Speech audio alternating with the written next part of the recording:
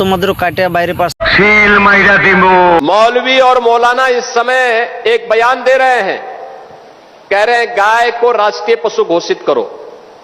अबे हमने कहा कि गौ हमारी माता है, मां और पुत्र के बीच में कुछ घोषित करने की आवश्यकता पड़ती है क्या? মা ছেলের মধ্যে কোনো ঘোষণা করতে হয় না। ঘোষণা করলে যে তোমার দুটো ফ্যাক্টরি চলছে গরুর মাংস কেটে বাইরে পার্সেল করা, এটা তো লোক জেনে যাবে না।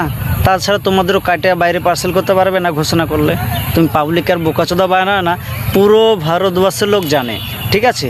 আর এই যে তোমার টাকলু মাথা, তোমার টাকলু মাথাটা একদম জনি সিংয়ের মতন, ঠিক আছে।